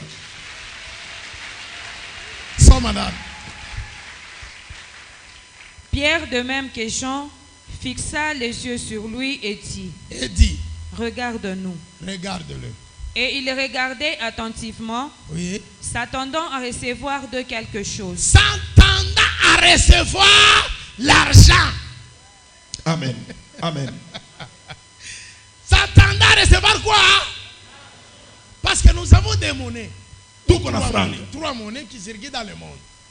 Ou bien, il va me donner les euros. Il va me donner les euros. Soit dollars. Soit les dollars. Soit francs. Soit les francs. C'est quelle monnaie qui va sortir? C'est quelle monnaie en tant que toque? Imani yako, ta foi à toi, elle est dans ce que tu demandes. Mais je te dis, tu vas recevoir ce que tu n'as pas demandé. Amen. C'est amen. Amen. Il est attentif de recevoir quelque chose dans ses mains. Ce qu'il a demandé. Alors Pierre lui dit, je n'ai ni argent ni or. Ah, on a dit découragé. On a découragement. Il se décourage. C'est lui qui était prêt à recevoir quelque chose. Mais je n'ai ni l'argent, franga, ni or. Ça, c'est pour t'en offrir un canne. Mais vous avez quoi? Mais ce que j'ai, je te les donne. Je te les donne. Au nom de Jésus. Au nom de Jésus. Christ de Nazareth. Christ de Nazareth. Lève-toi. Lève-toi et marche. Alléluia. Alléluia. Est-ce que lui a demandé de marcher? A demandé l'argent. Il était déjà habitué. Être transporté. Si on le transporte, les gens voient son handicap. Ils ont eu pitié de lui, ils lui donnent quelque chose. Et des dollars qui sont donnés. Et ses pieds boiteux, yake ya bunga munyumba. Et il amenait facilement des sacs de farine à la maison. Mais ile siku Pierre anafika. Mais ce jour Pierre arrive. Anaenda kulomba tena franga. Il est allé demander l'argent. Oh! Mwa ile kanisa. Dans cette église. Jelonaleta mambo. Mulikuwa pasteur. Il y avait un pasteur. Mwa ile kanisa. Dans cette église. Mulikuwa prophète. Il y avait un prophète. Mwa ile kanisa. Dans cette église. Mulikuwa batumishi. Il y avait des serviteurs. Tabia yabo. Leur comportement. Balikuwa na mpanga makuta. Il lui donnait l'argent. Amen. Amen. Amen. Akibiromba makuta na bapatia nini? Banaingia mumisa banaabudu. Ils sont dans l'église, ils adorent. Kanisa inaisha na yeye anaenda. Et lui aussi s'en va. Anaenda na nini? J'espère nikangalia bia balifanyaka na programme. Ils ont fait même un programme. Mukitunga kia sadaka. Dans le panier d'offrande. Bana muklase ku klasi ya bamashikini. Il était aussi classé sur la liste des pauvres. Kila dimanche. Chaque dimanche. Banatosha offrande ya bamashikini. On lui donnait aussi l'offrande des pauvres. Tunekana kiwete wa pamulango wa kanisa. Il y a un boîtier à la porte de l'église. Bana mupa makuta. On lui donnait aussi l'argent. Mais na kuna kuya mutu. Il y a quelqu'un qui est venu. Mwenye kutembea na sinyali ya mbinguni. Il marche avec le signal du ciel. Hatembeake na dollar. Il n'a pas de dollars. Hatembeake na franc. Il n'a pas de francs. Mwenye kutembea na mpango wa Mungu. Il marche avec le plan de Dieu. Mwenye kupatia batu makado yenye bakulomba. Il donne des gens au cadeau non demandé. Mwenye kupatia batu misaada yenye bakulomba. Les aides qui n'ont pas demandé. Mwenye kuleta mado contraire ya bile mutu alilomba. Qui donne des dons contraires à ce qu'on a demandé. L'homme qui marche avec Dieu. Mutu kona tembea na Mungu. L'homme qui est appelé de Dieu. Kualitwa na Mungu. Oh! Anapaona marafika. Il les a vus venir. Anabafuata. Il les a suivis. Saidia baba. Aide-moi papa. Saidia baba. Papa aide-moi. Saidia baba. Aide-moi papa. Pierre na Yohane banamuangalia. Pierre et Jean les regardent. Banamuangalia. Ils les regardent. Effectivement. Kwa kweli. Mumanguya hapa mukwa franga. Dans leur poche il n'y avait pas d'argent. Effectivement. C'est vrai. Hamukua or. Il n'y avait pas de l'or. Mumanguya hapa mulikuwa nini? Dans leurs habits il y avait quoi? Élisée avait reçu. Élisée alipokea nguo ya Eli. L'habit d'Élie. Mulikuwa nini? Il y avait quoi? Mumanguo ya Elia. Dans les habits d'Élie. Mulikuwa Elia. Il y avait Élie. Na Mungu wake. Et son Dieu. C'est pourquoi quand Élisée alipokea ile manguo. Lorsqu'Élisée a reçu ses habits. Hadienda kuretrouver kintu ndani ya ile manguo. Il est allé retrouver quelque chose dans ses habits. Ye mwenyewe kitaka double portion. Lui-même appelle double portion. Alikukuta ndani ya manguo. Il a trouvé dans les habits. Manguo ilipasuka mekila alikuta ndani alibakia nake. Les habits déchirés, mais ce qu'il a trouvé, il est resté avec. Maintenant Pierre anasema mu manguo yetu. Il dit dans nos habits. Hamuna dollars. Il n'y a pas de dollars. Naanza kuongea na mtu mmoja asubuhi ya leo. Je parle à quelqu'un ce matin. Mu manguo yetu. Dans nos habits. Hamuna franc. Il n'y a pas de francs. Mais muko kintu kimoya. Mais il y a une chose. Kile tunataka kukupa. C'est que nous voulons te donner. Kenye kuwa ndani ya manguo. Ce qui est dans les muko habits. Kitu kimoya. Il y a quelque chose. Franc hautaipata. Tu n'auras pas de francs. Or hautaipata. Tu n'auras pas de dollar hautaipata. Tu n'auras pas de dollars. Oh, euro hautaipata. Tu n'auras pas d'euros. Mais kila ukulomba. Ce que tu n'as pas demandé. C'est ce que nous avons. Kile kinakuangaisha. Ce qui te fait souffrir. Or mwakili ya kiwete. Or dans la tête du boiteux. Hakupansaka juu ya boite yake. Il ne pensait jamais de son infirmité. Alisobelea bukiwete bwake. Il s'est habitué de sa vie d'infirmité. Oh là là.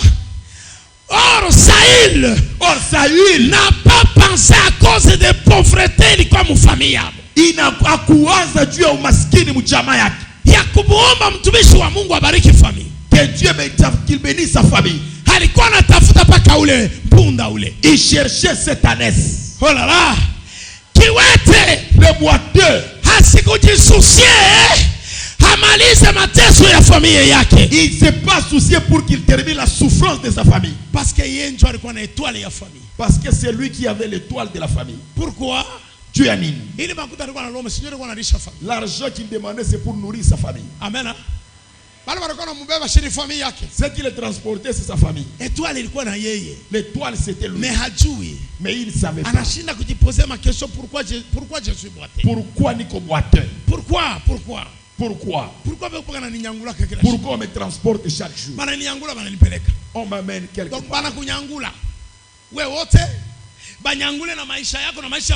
Comprends ta famille et la vie de ta famille. Non, jamais.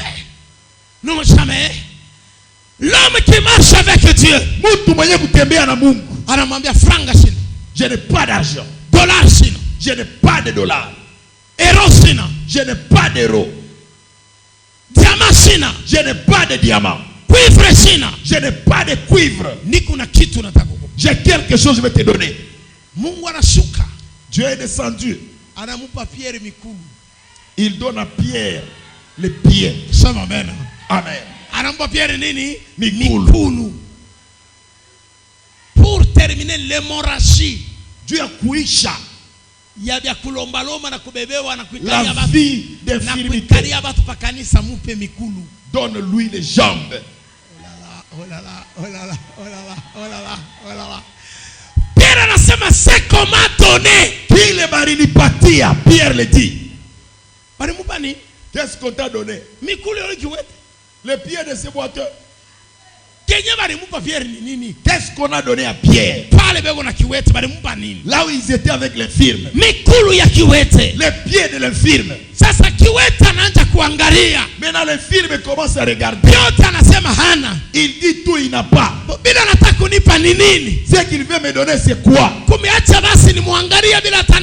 Je vais voir ce qu'il va me donner. Ce qu'il va me donner, je vais recevoir. Il commence à préparer les mains. Comment est-ce qu'il va recevoir? Alléluia. Tu m'as demandé l'argent à main. Je vais te donner une autre chose. Tu vas préparer le cœur. Il commence à frotter les mains. Comment recevoir? Il a fait sortir les jambes. Il les met dans la bouche. Il les transmet dans la bouche. C'est que Jésus m'a donné de Nazareth. Tiens-toi debout. Marche. Il s'est tenu debout. Il commence à marcher. L'affaire d'argent. L'affaire de devoir. Il reçoit ce qu'il n'a pas demandé. Le dimanche d'aujourd'hui, qui va réussir, qui va recevoir ce que tu n'as pas demandé, qui va recevoir ce que tu n'as pas demandé, qui va recevoir ce que tu n'as pas demandé. Ok.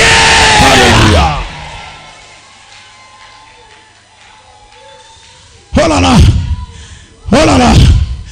Voyez, toi, le serviteur de Dieu a le pouvoir de te donner quelque chose qui va terminer votre problème dans votre vie.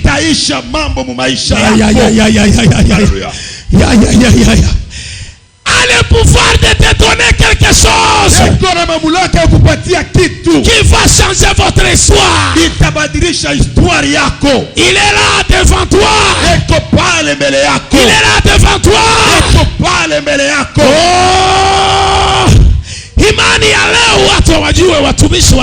La foi d'aujourd'hui, les gens ne savent pas qu'est-ce que les serviteurs ont. Les serviteurs marchent avec quoi? Les serviteurs ont quoi dans leur propre? Ils sont dans leur quête. Laissez-nous la place dans vos vies. Qu'on libère ce que Jésus nous a donné. Sur ta vie, Jésus m'a donné quelque chose. Il y a quelque chose que Jésus m'a donné. À part ta requête, à part ton besoin, à part ton souhait, il y a quelque chose que Jésus m'a donné. J'ai un projet avec toi. Parce que Jésus m'a donné quelque chose. Alléluia. Amen. Le boiteux ne savait pas que je vais marcher. Aujourd'hui, j'aurai des pieds. Et ceux qui ont transporté le boiteux, ils ne savaient pas qu'ils ne vont pas le ramener à la maison. Après qu'il ait reçu l'argent, on va prendre le boiteux. On va prendre l'argent. On le ramène à la maison. Prenez d'abord maisha kiwete. Prenez beba maisha kiwete d'un boiteux. Kama kuko muntu ko buchafu mu dunia. S'il y a un sale malpropre dans ce monde, ni kiwete. C'est un boiteux. Na mulozi mwenye ana buchafu sa kiwete. Et même le sorcier n'est pas sale comme le boiteux. Je vous dis la vérité. Il est quoi? Kiwete. Le boiteux. Ni muntu wa buchafu sana. C'est un homme très sale. Akuya kwa kiwete ko propre. Il n'y a jamais eu de boiteux propre. Même si vous achetez un habit de magasin aujourd'hui, dans une minute, mon minute, moi, vous lui donnez. S'il fait un déplacement, tu vas oublier cet habit. Même s'il se lave, ça n'est même pas besoin qu'il se lave. Vous êtes dans une douche, il se lave. Toute la saleté de la boue, c'est sur lui. Mais quelle souffrance il y a dans le frère? Dans ses frères. Amen. Amen. Comme on a dit, il faut laver vos mains à cause des microbes. Kama kuko mtu alibamba microbe na ya mtoilette na mikono ni kiwete. Parce que pour se déplacer, il faut que mikono mikulu jua chikokote jua fike quelque part.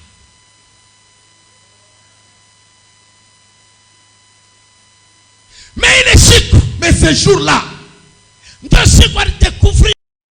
c'est le jour qu'il a découvert la propreté. C'est le jour que les microbes l'ont quitté. Oh là là. Oh là là. Beaucoup de gens sont des infirmes.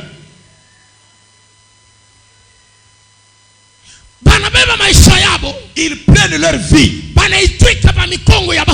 Ils mettent sur d'autres personnes.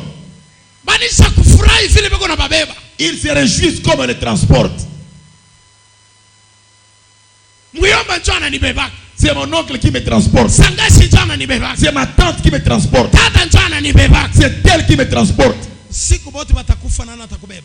Lorsqu'ils vont mourir, qui va te transporter? Toi, tu as une longue vie plus que eux. Toi, tu vas mourir par la famine. Dans la vie, si on te transporte un mois, deuxième mois, refuse qu'on te transporte. Deuxième année, refuse qu'on ne te transporte pas. Tu as un projet avec toi. Oh, on l'a demandé, il a refusé. Il est devenu orgueilleux.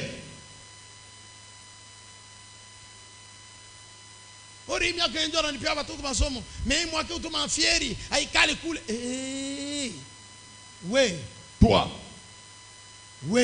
Toi. Il y a quelque chose que Dieu veut faire avec toi. C'est lui qui t'aide. Il ne va plus t'aider. Dieu veut faire quelque chose. Il va te donner ce que tu n'as pas demandé. Maintenant je comprends la phrase de Jérémie.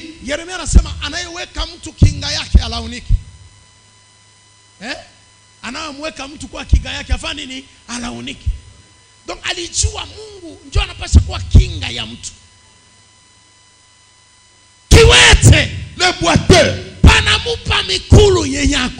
On lui donne des jambes qu'il n'a pas demandé. Lorsqu'il a eu des jambes, les jours, il a eu l'argent plus que tous les jours qu'il était boiteux. Amen. Il a eu des habits plus que quand il était boiteux. Parce que il faut avoir le bien. Il est chic. Il faut que manguo na vale na yeye kilato atokelea kukubatu parce que anakuya njoo anataka kuanza maisha. Il veut commencer la vie. Kupewa Kenya au kulomba. Recevoir ce que tu n'as pas demandé. L'église, vous êtes là. Kanisa muko pale. Est-ce que kiweta lomba miguu? Est-ce que le boiteux a demandé des jambes? Nauliza watumishi kiweta lomba miguu. Mais pourquoi Pierre anampa miguu? Pourquoi Pierre lui donne des jambes? Anafanya mbaya. Il a mal fait. Amen. Anafanya mbaya. Teme yangu. Mon thème. Kupatia mtu Kenya hakulomba. Donner à quelqu'un ce qu'il n'a pas demandé. Na mikulu. Et les jambes. Kia wapi kia valeur. Et l'argent. Qu'est-ce qui est valeureux? Hein? Mikulu.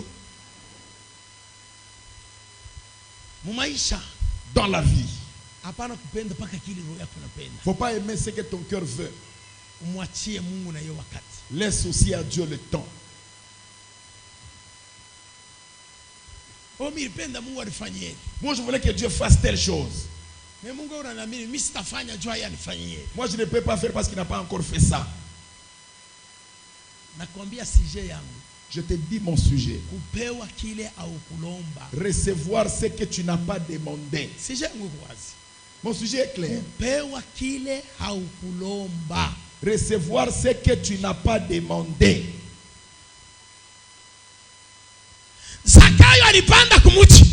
Zaché est monté sur l'arbre. La mission de Zaché c'était de voir Jésus. Qu'il voit Jésus, son cœur calme. Mais Jésus arrive. Faites-le descendre. Je ne veux pas qu'il me voie sur l'arbre. Jésus donne à Zaché ce qu'il n'a pas demandé. Zaché, moi et toi on va manger ensemble. Pas au restaurant, dans ta maison. Je vais manger dans ta maison. Zaché n'a pas demandé que Jésus. Ils n'ont pas demandé manger avec Jésus. Il n'a pas demandé qu'il reçoive Jésus. Il voit Jésus de loin. Jésus a dit, tu ne verras pas de loin. Tu me verras dans ta maison. Et tu me verras même en train de me toucher. Toi qui avais besoin de me voir, là tu vas même me toucher. Amen. Recevoir ce que tu n'as pas demandé. Recevoir ce que tu n'as pas demandé. Aïe, aïe, aïe, aïe, aïe. Même le mwanamke. Et même cette femme. Élisée donne l'enfant qu'elle n'a pas demandé. Elle dit à Élisée, viens dans ma maison. J'ai pitié de toi comme tu fais l'œuvre du Seigneur. Tu ne sais même pas où te reposer. J'ai préparé une chambre, un lit et même tu viens dormir chez moi. Tu te reposes.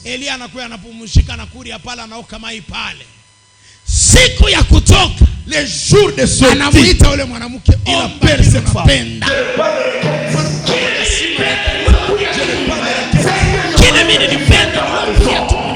C'est que je voulais que tu viennes dans ma maison.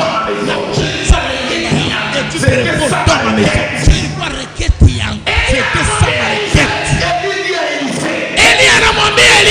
Élie dit à Élisée. Élisée lui dit, sawa, paka maitati. Tu vas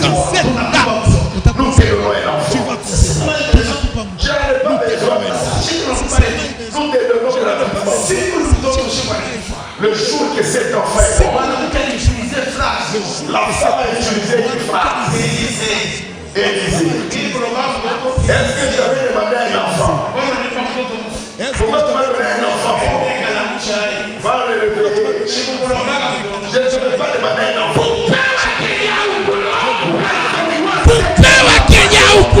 Recevoir ce que tu n'as pas demandé. C'est le programme de Dieu. Avec le serviteur. Mungu anataka kukupa kitu. Mungu anataka kukupeleka mahali fulani. Mungu anataka kukuinua. Mungu anatengeneza kitu kwa maisha yako. Uwe tayari kukipokea. Que tu sois prêt à recevoir. Qui est prêt à recevoir?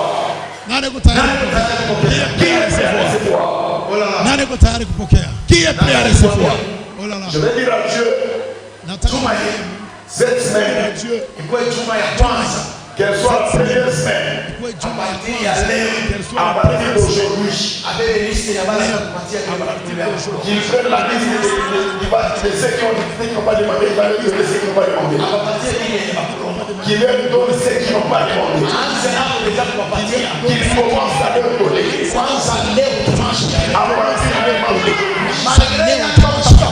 Même s'il est venu chercher l'argent, Dieu va demander ceux qui même s'il cherche la vie,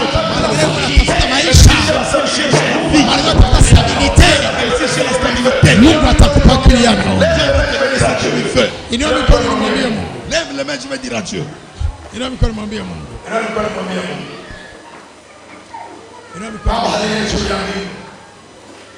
Ninakushukuru maana wewe ni mfalme. Ninakushukuru maana wewe una upendo kutusilia sisi wanadamu. Ninakushukuru maana wewe una upendo kutusilia sisi wanadamu. Ujumbe wako ulinipa. Ninaumaliza leo na ninafikisha. Ninaumaliza ninaumaliza. Sikufunga. Ninajua nikosesha amani usiku wa leo. Ninajua nikosesha amani. Kuna wakati unazungumzia habari ya ujumbe huu. Unione hapa ninasimama. Na maneno hapa ninasimama. Benyo nataka kupatia. Unisogeze hapa kupatia. Misogeze hapa. Na bila samani na kuinia. Bila wewe nipa vya kubakaburi. Bila baba kulomba. Kwa utukufu wako na heshima yako. Na heshima yako, mbingu yako ifunguke.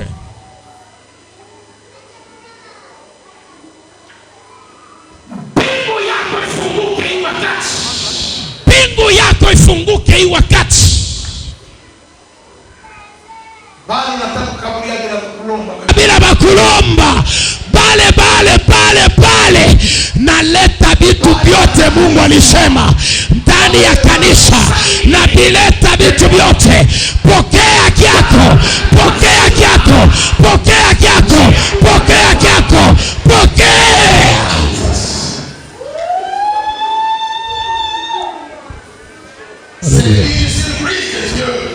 Ninakupa nilicho nacho kwa jina la Yesu Kristo wa Nazareti. Pokea na upasuke. Pasuka. Pokea na upasuke. Pokea na utembee. Tembea.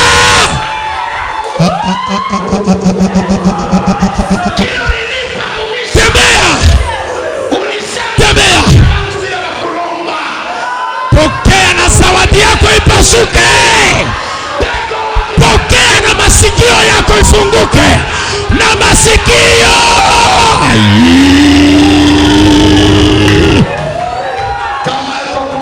Haleluya. Na masikio yako itafunguka. Pokea na macho yako itafunguka. Pokea. Mungu akupeleke kula na yua. Akupeleke kula na yua. Pokea. Josi.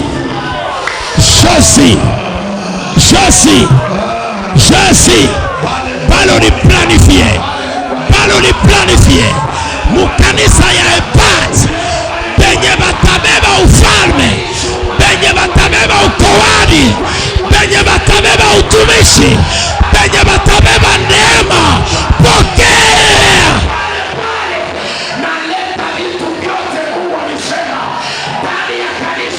Haleluya. Haleluya. Kile wewe unaomba ni kitu kingine. Kile Mungu anataka kukupa ni kitu kingine. Huko mplaya Mungu mamanga. Huko mplaya Mungu frere. Tosha kwanza akili yako na mawazo yako. Hapo Mungu anataka kukupa kitu. Haleluya, haleluya, haleluya. Haleluya. Anataka kukupa kitu dimashi ya leo. Pokea. Neema iko ndani yako ipasuke. Napenda ipasuke. Ipasuke. Ishikale tena, ishikale tena. Isinyamaze tena. Isinyamaze tena. Isinyamaze tena. Isinyamaze tena. Pokea. Haleluya. Inua mikono. Nyangula tu mikono.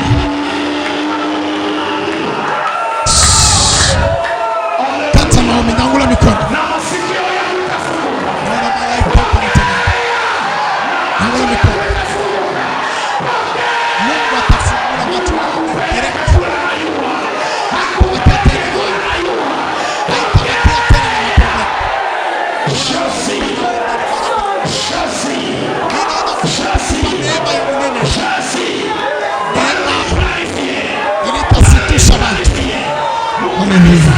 Haitabakia tena na inua tu mikono.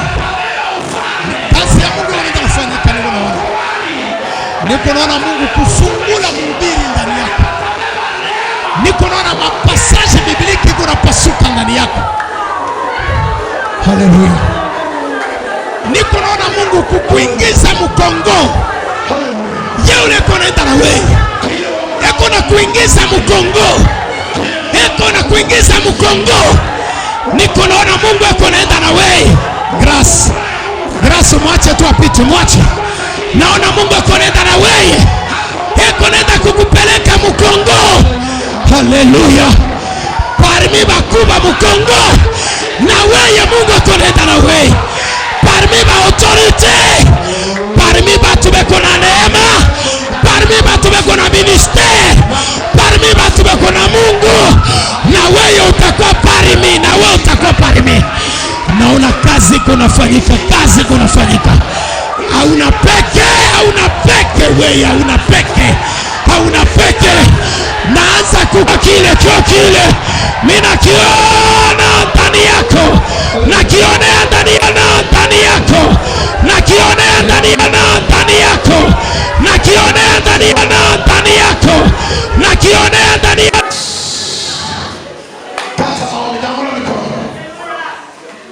Naona malaika wanatembea. Nyangula mikono. Mungu atafungua macho yako leo direct. Haitabakia tena. Haitabakia tena na maproblem. Mimi leo nilikuwa naomba ni baraka ya mwili. Mimi naona Mungu kukupa neema ya mwili. Neema ili kusikusha watu. Haleluya. Ilo tumikono. Mikazi ya Mungu inafanya. Niko naona Mungu kufunga